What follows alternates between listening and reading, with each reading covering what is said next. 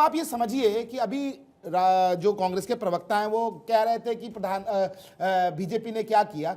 मैं ये कहूंगा प्रभु, अगर आपने 60 साल में कुछ किया होता तो शायद स्थिति ये नहीं होती, पहली चीज। दूसरी चीज, मैं केंद्र सरकार से भी कहना चाहता हूं, आज पहली बार इस मुद्दे के ऊपर एक छोटा सा डिसएग्रीनेस है कि किसी भी समस्या का समाधान ये नहीं कि आप उसको काट दीजिए, उसके अंदर आपको कुछ थोड़ा बहुत अल्टरेशन करना अत्यंत आवश्यक है। आप कर सकते हैं। हाँ, 10 मिनट डिलीवरी, ये एम्प्लॉयमेंट के लिए भी एक क्रिएशन है, साथ में एक जो मांग क्रिएट होती है, एक रिक्वायरमेंट जो क्रिएट होती है, ये उसका बहुत बड़ा पॉइंट है। जो आप कह रही थी कि परसेंटेज ऑफ जो है नंबर्स कम होंगे, क्योंकि मैं ये मानता हूं कि सरकार को 10 मिनट डिलीवरी को बैन नहीं करना चाहिए था, जबकि उसमें एक्स्ट्रा इंसेंटिवाइज कर देना चाहिए था, और ये चीज प्रावधान करना चाहिए था कि जो कर्मचारी 10 मिनट डिलीवरी देके आएगा उसको एक्स्ट्रा इंसेंटिवाइज किया जाएगा, पहली चीज। और बहुत अच्छे से आपने बोला कि 300, 400, 500 मीटर का जो हब हाउस होता है, बिल्कुल मैं भी सहमत हूं, और मेरे परिवार में भी एक हब हाउस है इसका, ब्लिंकिट का। तो मैं ये मानता हूं, मुझे अच्छे से पता है इसका सिस्टम पूरा का पूरा।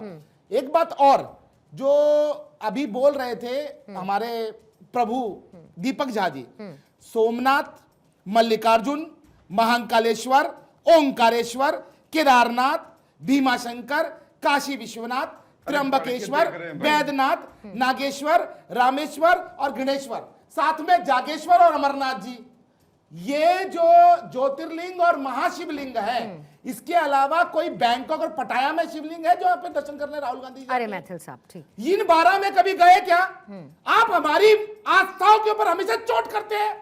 प्रधानमंत्री जी ने डमरू बजा दिया तो आपके पेट में दर्द हो गया।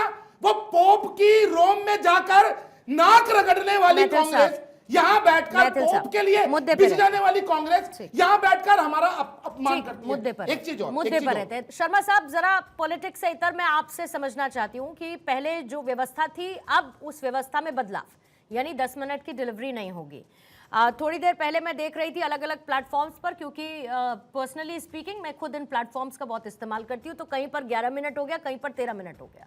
10 मिनट की रोक लगी तो 11 मिनट हो गया, 13 मिनट, खैर जब से एप्लीकेबल होगा वो एक अलग बात है। लेकिन आप इस पूरे मॉडल को क्या एक एक्स्ट्रा प्रेशर के मॉडल पर देखते हैं?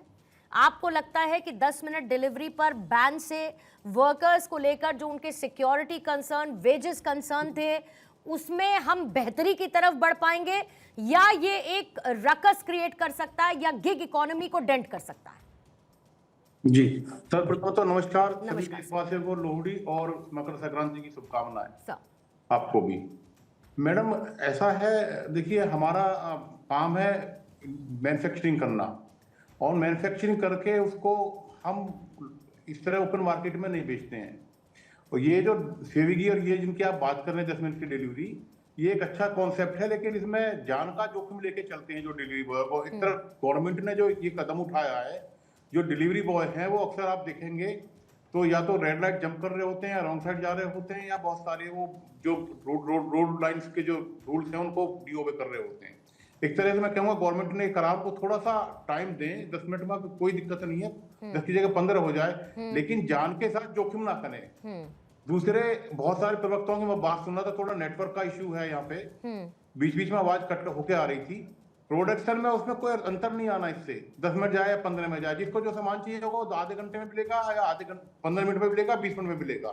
और गवर्नमेंट ने जो ये कदम उठाया, मैं इसका स्वागत करता हूँ। 10 मिनट में जान से कीमती 10 मिनट नहीं है, मैं इसका स्वागत करता हूँ। इससे कोई फर्क नहीं पड़ना इकोनॉमी पे। नहीं, लेकिन सर, क्या ये पूरी की पूरा जो स्ट्रक्चर था, ये उन रिफॉर्म्स को पहले ध्यान में नहीं दिया?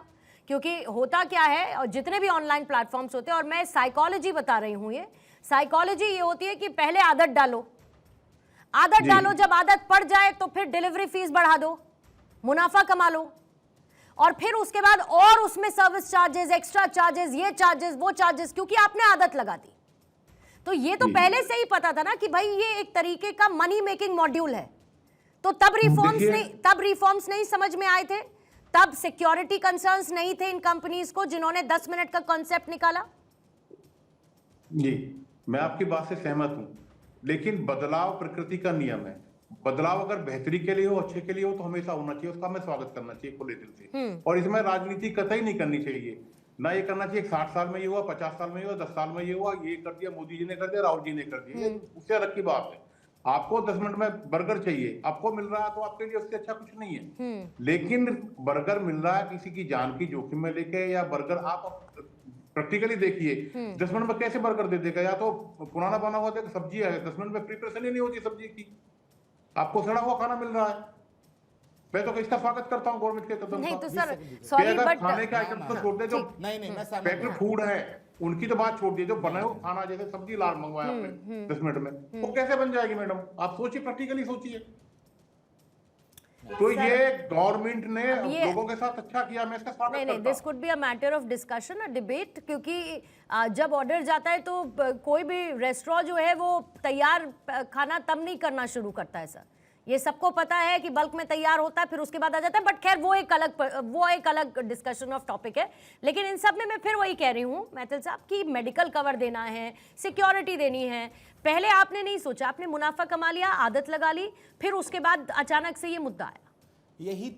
यही तो मैं कह रहा हूं कि सरकार का काम है चीजों को रेगुलराइज करना, क्योंकि प्राइवेट कंपनियां तो अपना मुनाफा कमाएंगी। आपने बिल्कुल सही बोला कि वो प्लेटफॉर्म फीस बढ़ा देंगी कि 10 मिनट में चाहिए तो प्लेटफॉर्म फीस, जो मैं कह रहा था कि एक्स्ट्रा इंसेंटिवाइज करना।